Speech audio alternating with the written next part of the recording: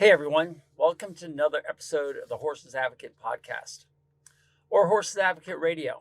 I'm not really sure which one I should use, but it doesn't matter. I'm glad you're here. I'm glad you're spending some time with me. And I've got something that's exciting to me anyway. It's more of a book report, if you will. I read a book called Whole Brain Living by Jill Bolte Taylor. And what was fascinating about this book is she was a neuroanatomist, a neurologist who taught neuroanatomy at Harvard Medical School. So that's pretty good credentials as far as I'm concerned. And one day she was taking a shower and she had a stroke that bled out. She had hemorrhage in her left half of her brain that took out the whole left side of her brain. And all she was left with was the right side. And we all know that we have left brain and right brain thinking. And I've never really understood it, nor has she as a neuroanatomist. But in a matter of 4 hours, she went from living a normal life to having nothing on the left side of her brain. And it took her 8 years to bring back that quality or that ability to think. She calls it coming back online. And during those 8 years, with the support of her mother, she was able to map out how the brain actually works in a way nobody ever has. She's done a lot of TED Talks, which are kind of interesting. And then she's written 2 books. And this is her second book that gets into the nuts and bolts of how our brains work. So I read it because I'm very interested in how we think, especially in relationship to how our horses think.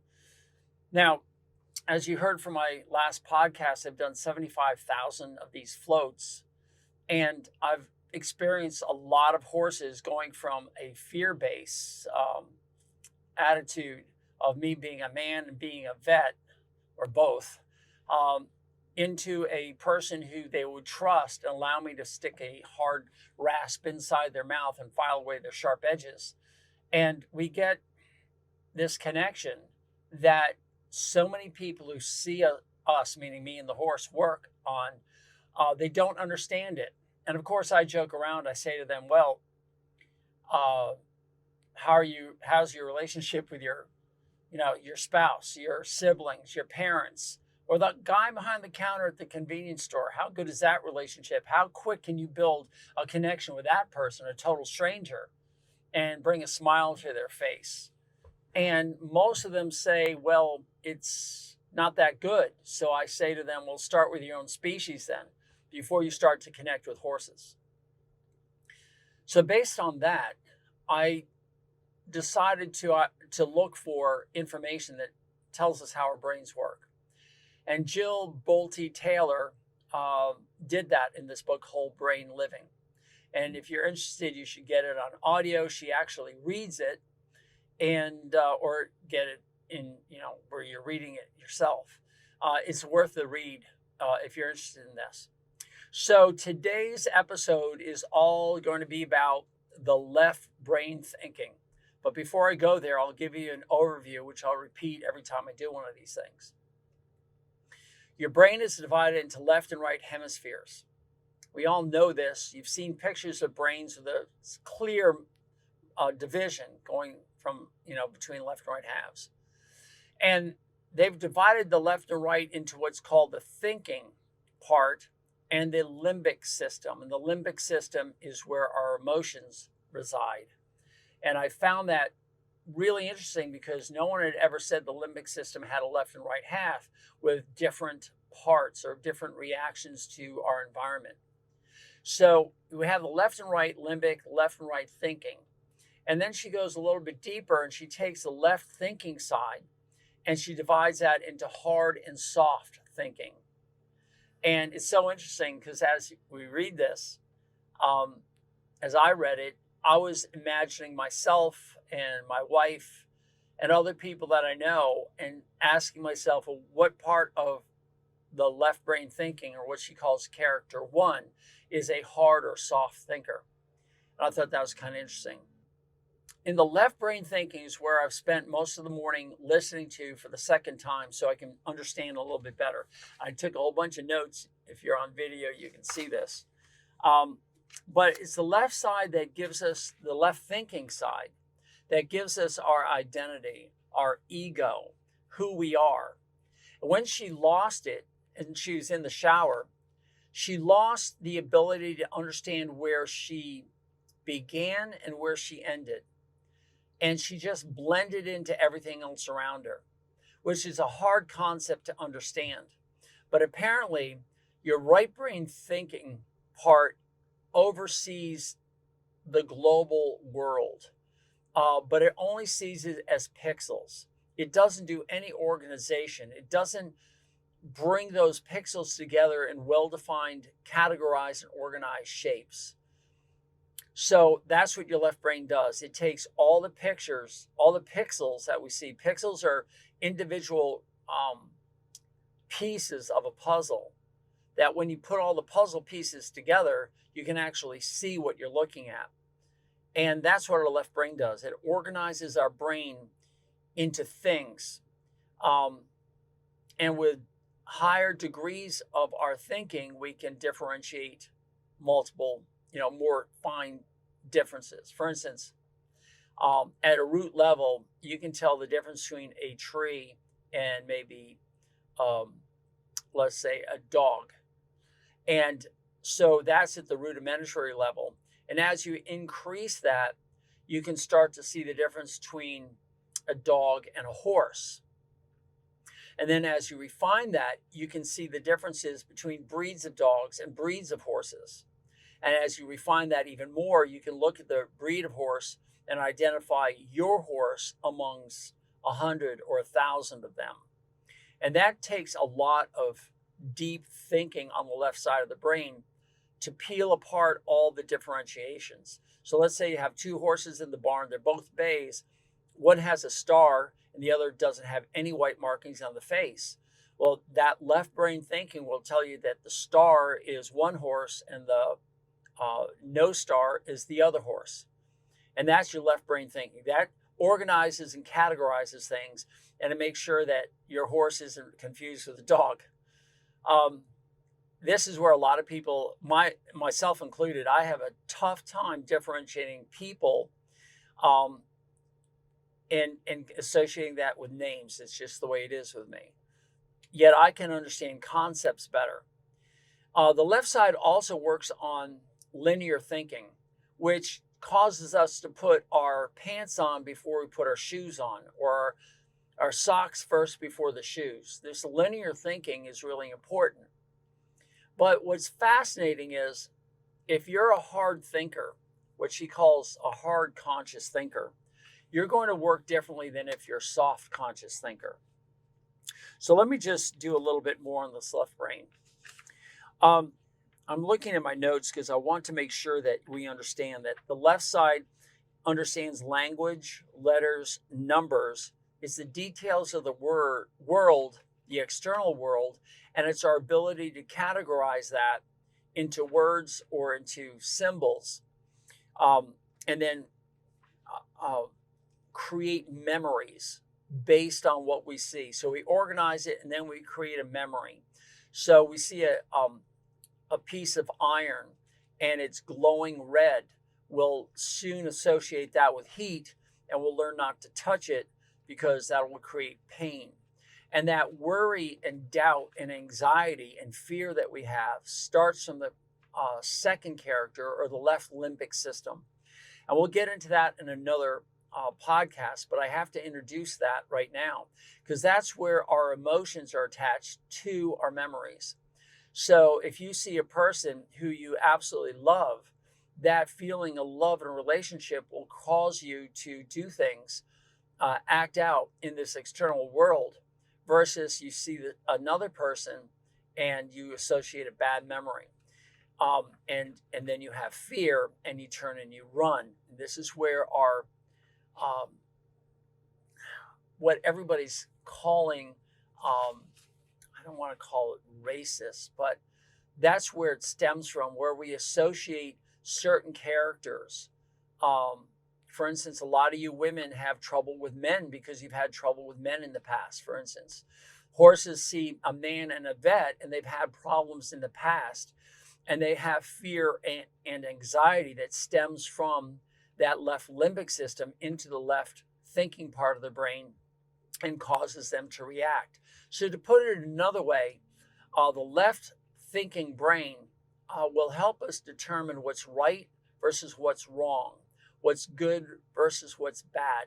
It helps to differentiate. If you think of the left thinking brain as being the differentiator of everything that we know, and the left limbic system taking that difference and associating it with an emotion that drives our motor cortex, that makes our feet work to either run toward or run away, that fight or flight syndrome. That's all out of the left brain. And we see this so much in horses. The horse shows anxiety, fear, nervousness for a flag flipping on a pole, or a squirrel that darts out, or a flock of birds that takes off. And they know that that could be danger. And so they start to think, I need to run. And that's the emotion coming over to their symbolism of this event. But we've all had horses that see a stick on the ground and shy away from it. Maybe it's thinking it's a snake. So they haven't developed the left part of the brain to differentiate a stick from a snake. And that's really important, because a lot of us will get some information, whether it's given it to us by news program or words that come across in a text, and we have trouble differentiating what that means. This is why what I call three-dimensional thinking or communication is so important, where not only are we talking, you can see our facial expressions, which, by the way, the wearing of a mask is taking that whole part away, so it's making it even harder to communicate. But then we also are releasing oxytocin, which is a hormone that we all have, that is emitted and is transmitted to the person we're talking to. And that's why I call it three-dimensional communication. It's not just the words we're hearing, it's the tone, the inflection of the voice, the movement of our face, our eyeballs, where our eyeballs are connecting.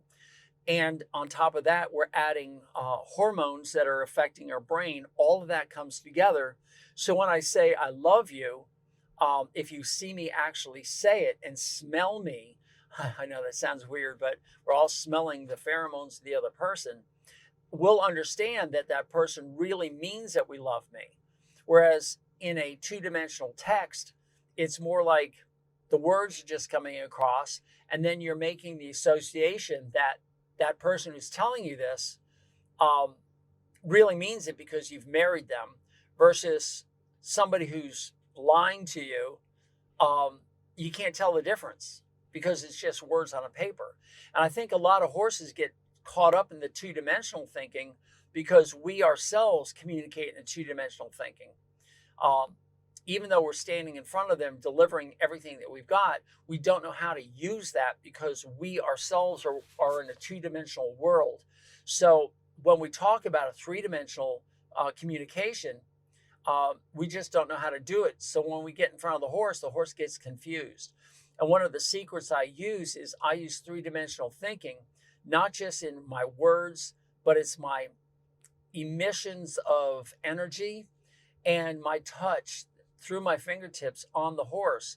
All of that is combined in their left brain thinking to either connect with an emotion or to override a negative emotion. They are constantly wondering, am I good or bad? And through my energy and what I'm trying to communicate, they're reading more times than not that I'm good and I'm not bad. And when I do inflict pain, whether it's a float blade going in the mouth and rubbing up against some sores, or taking a sharp needle and injecting their neck, or any bad memory they have of a man who's in authority, as a veterinarian is when he enters a stall, and I'm able to cut that off and create a new memory. And the one thing I'll never forget, Robin Williams saying in a movie called RV, and if you haven't read it or seen that movie, you should, because it's hilarious. If you're watching me on video, that's great. If you're not, I'll explain what I'm doing, but I'm holding my hand up like a policeman telling you to stop. The palm is facing the camera. My fingers are straight up. My thumb is with my fingers. And I'm telling you to stop. Well, the other connotation to this is talk to the hand. And we say this a lot to people. We say to our horses, talk to the hand, meaning, look, I know you got a story. I'm just not interested in that story. And I want you to just like, you can talk, but I'm not listening. All right. I'm not listening. And Robin Williams did that in the middle of a rapping session. He was rapping away and he puts up his hand, talk to the hand, but then he immediately flips it around. And I've just flipped my hand around so my palm is facing me and the back of my hand is facing you. And he says, call waiting. So talk to the hand, call waiting. And whenever I see a horse that has a story to tell, I hate vets, I hate men, I hate strangers, I say call waiting. I'm not that man, I'm not that vet, I'm not that stranger that has entered your stall before. I am someone completely different and I'm here to offer you something different. And that whole analogy is me trying to break that connection between the left thinking and the left limbic, because the left limbic is creating the story, the emotion tied to the memory that the horse has. And I need to break that. And in some horses, I have to do it chemically through a medicine that I use that is basically like Valium. I say the word Valium because a lot of people understand that Valium is given to people who have anxiety. And it separates that left limbic system from the left thinking system, where they see something and it evokes fear or anxiety, and the Valium will dissociate that. Other drugs in that class are diazepam and midazolam. And midazolam is what I'm using now, which is surprisingly even more effective than the other two. So a lot of vets are understanding that midazolam will take a fearful horse and take away that fear, allowing us to set up a new pattern of recognition of what the vet is doing is not going to be life-threatening to them. So that's where medications come in, but I do it on an emotional level where I go into their left limbic system and I dissociate their worry, doubt, and fear that they're trying to evoke and either hurt me through fight or run from me through flight. And I'm allowing the horse to just understand that we've got a new story. I'm a different person. And 9 times out of 10, or even 99 times out of 100, these horses are willing to change their story and understand who I am, which is kind of fascinating. But I want to keep going on because she takes the left brain and divides it into thinking brain, which is what we've been talking about, to the left brain consciousness. And the left brain consciousness is really interesting because that's what's really doing the work of organizing and categorizing. It creates order out of random chaos that the external world brings you. Because if you didn't have your left brain, as Jill went through, you would only see yourself as a ball of energy as large as the universe. That's how she describes it. She, in fact, was hard-pressed to understand how she could take everything that's in her right brain and condense it down into something that was organized in the left brain. So her example is the eagle that's soaring through the world, high above the world, can see the whole world from that vantage point. It sees the forest, it sees the fields, it sees the sky, it sees clouds, it sees all of that. And that's basically what your right brain is doing. But your left brain is going to focus in on the, as she calls it, the prairie dog that the eagle wants to go down and eat. And that's what the left brain does. The left brain is always looking at the details. It's seeing the person. It's seeing who that person is. It's associating that person with past experiences because that's where all the memories are in the left brain. And it makes a decision whether it wants to fight or flight or be calm and a willing partner. And I find that by adjusting our energy and looking inwards to who we are, and take the baggage that we have and getting rid of it, I'm finding that these horses are willing to change pretty quickly. And over the years that I see horses, and believe me, I don't see them every day. I see them twice a year if they get their teeth done twice, every 6 months. These horses start to recognize me, and at first they snort and run to the back of the stall, or if they're more willing, they come right up to the front, allow me to put a halter and lead rope on. But either way, it doesn't matter, because through something called neuroplasticity, they are able to make better connections. Neuroplasticity is something that has been discovered relatively recently in the past several decades, 2 or 3 decades, where our ability to create new connections in our brain between the neurons can be trained. Now, it's obvious that when we were just children and we kept having all these experiences, we started to create more and more experiences, memories that allowed us to do more and more things. Like we learned how to tie our shoelaces, for instance, or we learned a language, or we learned how to date and made our mistakes and then changed it through experiences, so we would not have that anymore, the bad experiences, and we go for the good. Well, that's neuroplasticity. And apparently, neuroplasticity can occur not just in humans, but in all animals. As you know, dogs and horses and other animals can be trained. And it also allows us to grow and evolve. So the left brain consciousness is very important about that. It creates an awareness of oneself and its relationship to the external world. I think that's the best way to explain it. That's how she does it. But here's the problem. Knowing that things exist, whether it's your home or your relationship or whatever you've categorized your thinking about, now that you know that it's there, you also have the thought that you can lose that. You can ride a horse and you could fall off and you could die. And that sets up a lot of fear. And I find that a lot of people are focusing on the what ifs. They start to look at what they could lose. They could lose their life. They could lose their ability to walk, or they could end up in a hospital with a broken arm. They think of all the things that they can lose. And when that happens, that sets up a block that doesn't allow you to actually connect with your horse. So your left limbic system, the conscious level, is not only learning about experience and possibilities of growing that experience and connecting at a deeper level, but it's also coming up with the thought that you could lose that. You could lose the relationship with your horse. And through that fear and anxiety, you lose your ability to actually work with a horse. And I jokingly say to people, so if you die, you die. You're going to die anyway. Get over that. And if you want to die, what better way you'd want to die than to be working with a horse? And I know a lot of people, will shrink away from that idea, but the problems or the points still exist. You're afraid of losing something. You're afraid of losing your house because you can't pay the bills.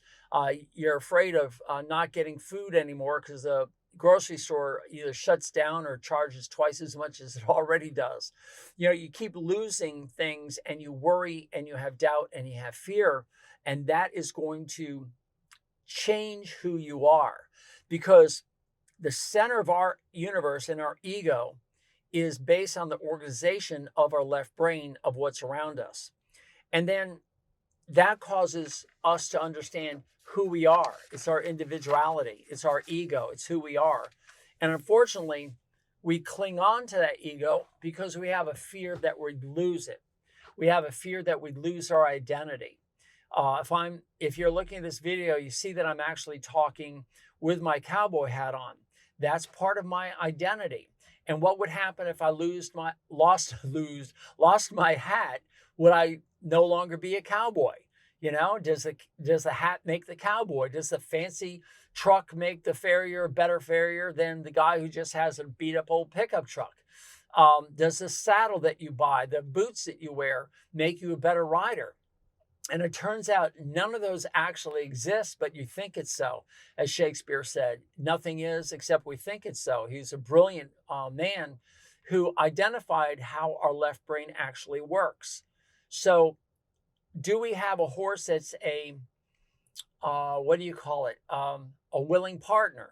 Well, what is a willing partner in your mind? Are you willing to have a willing partner in your mind? Or do you want to be the control freak over your horse?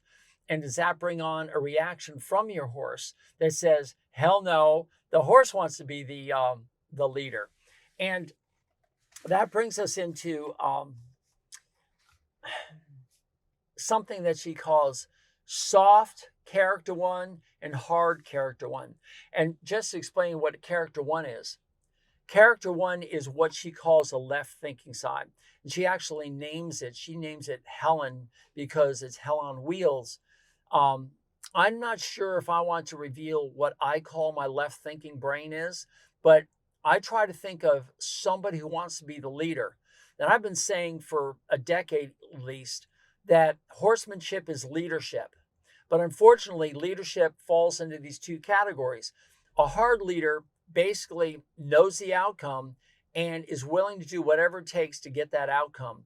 It will drive through things, through people, through horses, and people will look at their horse not as an individual, but more of a mechanism to get what they want. So whether it's a high dressage score or a fast barrel racing time or to be the leader, the head horse on a trail ride or whatever it is, in your mind, you have what you think you want out of your horse. And this is beyond just becoming a willing partner or just a partner. You demand that your horse stand still as you mount it, that you ride effectively throughout your sport or your pleasure ride, and that there are no bucks, there are no shying away from strange things, and you demand that the horse comes back safe, and you come back safe on top of it. And with that, you're a hard character one. You are a demander of things. You are intolerant of the birds that take off, the flock of birds that take off. And even though you don't know it, your energy changes when that happens. Or you see the stick in the ground, and in your mind you say, this horse is going to think it's a snake. And then when it does start to shy away, you get after the horse. You berate it. You discipline it. You tell it that it's no good, this type of behavior. Or on the flip side, you actually try to coach it, instruct it. It's just a stick. Don't worry about it. It's not going to bite you. What is wrong with you? You're going to be fine. Just stay with me. All this stuff. It's what men call nagging, by the way, but it's coaching. So the soft leader is going to engage the horse as an individual and understand that this horse might have some troubles on the trail because it's had troubles in the past. And so you encourage the horse to look at sticks in a different way.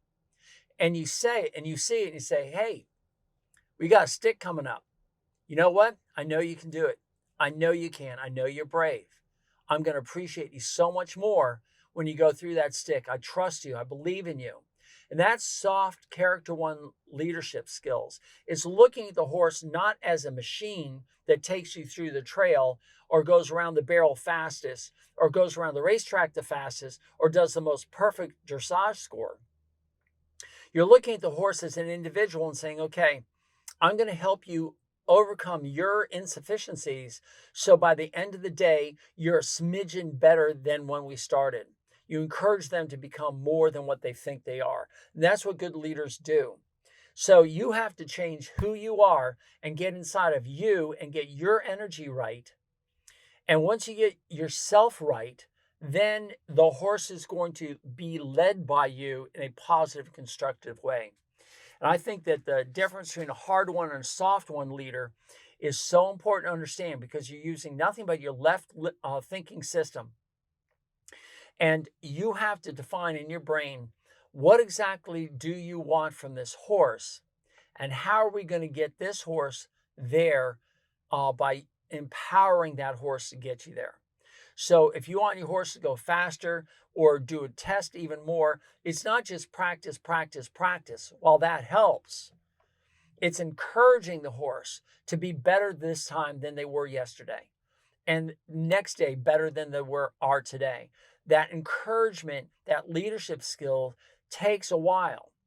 And if you're a hard character one leader, you're going to take the crop, you're going to berate them with verbally, you're going to show your disgust through your actions around the horse, and you're not going to empower the horse to do better. Unless your horse is one of those special horses that actually needs that. They themselves are hard-won characters that beat themselves up when they failed. And if you set the bar high, they're the ones that are going to go to that bar and get there and exceed it. But those number of people and those number of horses are few and far between. They just don't exist all around. And when you do find them, yeah, you need to encourage them to get there and say, well, I expected that from you. I expect you to stand there. I expect you to be mounted. I expect you to do your test. All right. And we expect this from our children, from our spouse, or from our horses. I get that. But when you're asking a horse to grow, to build a better relationship with something that is totally strange, whether it's a stick on the ground or a man and a vet entering the stall, you can't berate them into compliance. Not most horses. You have to encourage them to grow in a relationship or in a recognition of something that's in their left brain that has attached to them a meaning such as danger, that I need to fight or flight. And that's where good horsemanship skills comes in. And I find that even though it's slower, it's more effective to use your left brain, soft leadership skills to do that. They said hard leaders are linear. They're laser focused, and they never allow themselves to be vulnerable. And if that makes sense to you, if you're one of these people that the results matter, that's it. I don't care about the fluff that goes with it. That you don't allow yourself to become vulnerable, that you're driving hard, you'll go through a lot of horses, and these horses will be damaged goods and will end up on the kill truck, which are the horses, by the way, that Melissa and I absolutely love, because almost every one of them are just listening, wanting somebody to listen, to understand where they are. And once they know that we're listening, they just melt in our hands and they're not dangerous at all. But because you're a linear thinker, meaning that you start from point A and your only goal is to get to point B, and there can't be any variabilities. And when change occurs, such as a horse starts to buck or a horse starts to take flight from a stick or a flock of birds or whatever, and you punish them for that, you're not listening. Same goes to spouses and children, but that's a whole different story. If they find a horse that is also equal to them, what we call a hard-won character, if they are, then you can beat them and they'll say, yes, sir, and they will do exactly what you want. And that's, again, not a willing partner. It's like, will they be able to help you out the next time that occurs? Are they actually growing? And some of us have had some horses like that. And we have to treat them, and I see them all the time. I have to kick them into shape. I'll give you a great example. There is a horse named Fuziichi Pegasus, or as they call him, Foo-Peg. And Foo-Peg won the Kentucky Derby, second the Preakness.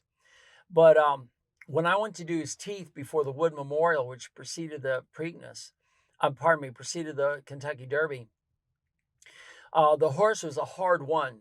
He had no qualms about letting the person in the stall know that they were in charge and they weren't taking anything from anybody. And I had to reprimand him in no uncertain terms that made him understand that I was going to be a hard leader too.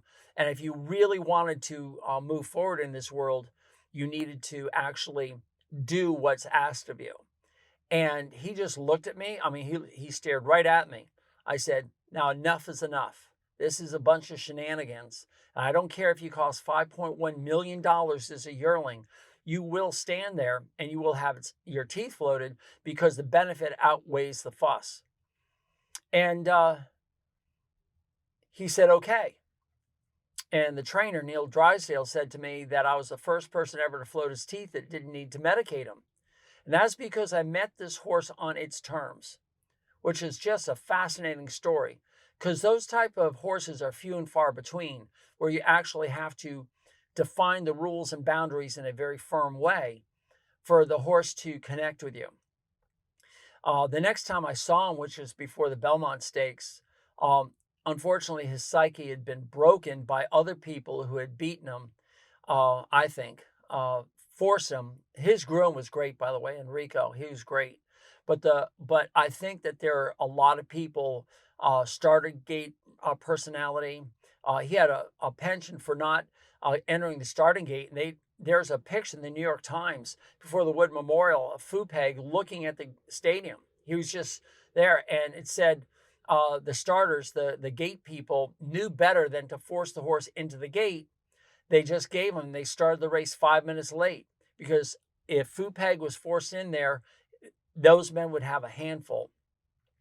And we see horses like that. They're left brain thinkers, they're hard leaders, and they're hard to deal with. I get that.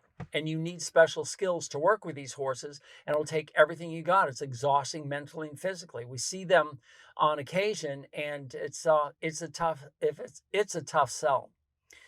But most horses respond better to soft leadership. It requires a little bit more time, but you can also get an instant response, which is kind of cool.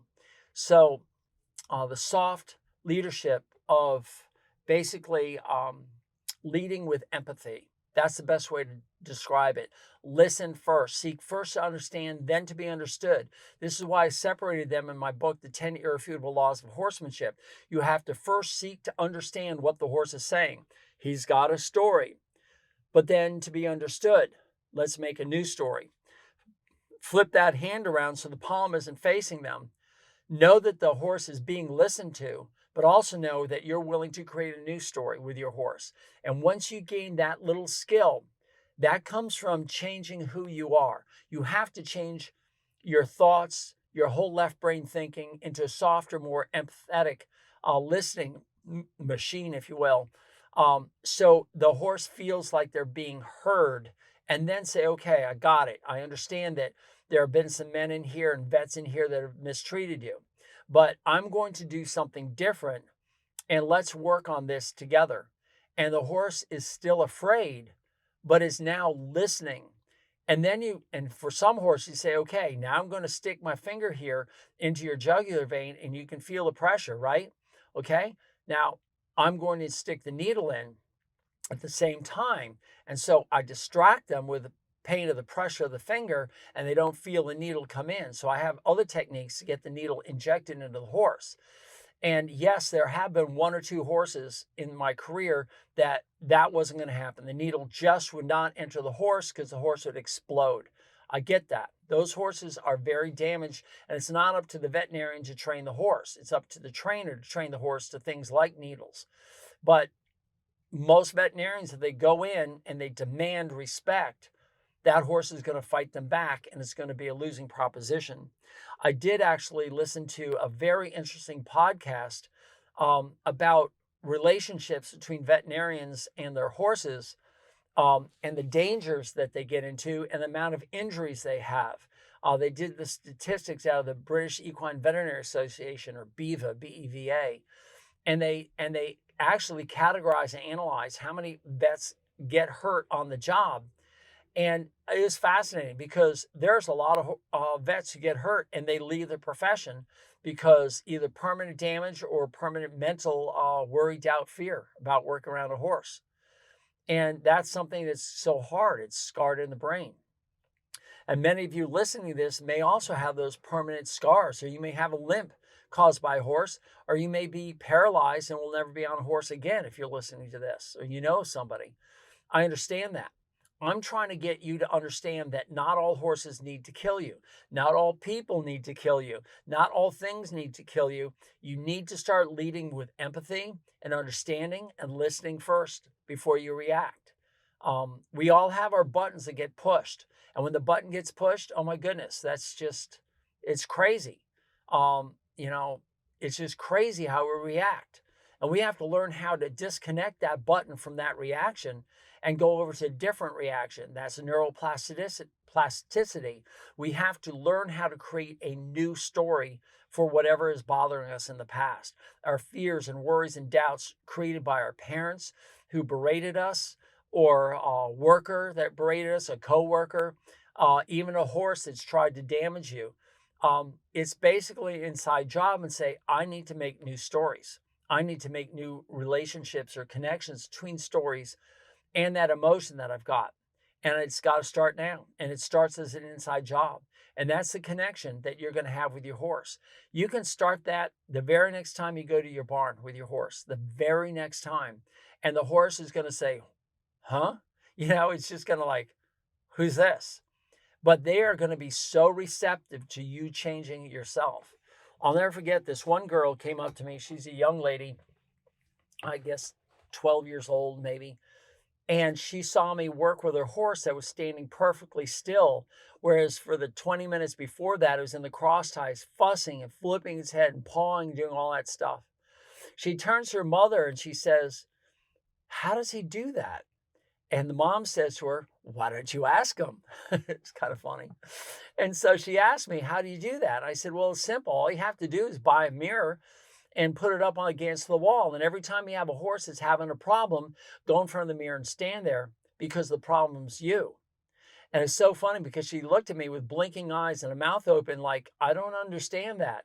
But I looked over to the mom, and the mom was giving me a thumbs up and the wink of the eye, because she knew that the horse is reacting to the daughter. And I've always said, if you want to send me, some money plus shipping and handling, I'll ship you a mirror. You can install it on your wall. But you have to start looking at yourself, at every aspect of yourself. Get a full-length mirror, the way you hold your feet, the way you hold your hands, the way you hold your body.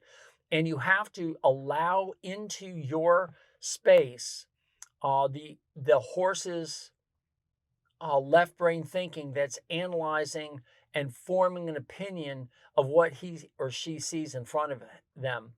And you have to reflect back exactly what you want from them. And the horses are very good at it because they've never texted before and they've never used a telephone. They don't know what one or two dimensional thinkings or communication is all about. It's all about three-dimensional communication. It starts with your left hemisphere, the thinking portion, and your conscious portion that has the hard and soft leadership skills. And you have to change all of that so you can disconnect their path of worry, doubt, and fear that's coming from their left limbic system. This has been kind of fascinating. I've gone 43 minutes according to the clock here. And I think I'm going to end it here because I need to get out something all about the left limbic and the right limbic and then the right hemisphere and put them out in future podcasts because it's absolutely fascinating. Again, if you can get the book Whole Brain Living by Jill Bolte Taylor, that's great. I hope you've all downloaded for free the 10 Irrefutable Laws of Horsemanship that I wrote. Gosh, it's got to be 10 years ago. And learn how it is that I connect with horses in 30 seconds, not 30 days, not 30 minutes, but 30 seconds. It's possible that each and every one of you can do that. And I plan to put together a course on this. So when you join thehorsesadvocate.com, The Horses Advocate, 3 words, smushed together, no spaces, thehorsesadvocate.com, and you become a member, you're going to get more of these. But I feel like I need to get these podcasts out to entice you to understand what's going on. I'm going to put them all together in a course so you can study it, you can test yourself, and become a better horseman. Thank you for listening. I appreciate your time here. Please tell others. Go to your favorite podcast service, whether it's Apple or Amazon or whatever it is, and leave a review. At least leave a 5-star rating. That helps people understand that what I say is kind of worth it. And become a member of the Horses Advocate if you're not already. It's well worth it. We are doing major changes between now and the end of the year that I think are going to be phenomenal. And once it really steps up and starts rocking and rolling, we're going to have a product that is going to be the go-to spot for learning everything you can about horses to help them thrive in a human world. That's our motto: help horses thrive in a human world. And right now, this is Doc T. I'm glad you spent your time with me. Thanks. Bye.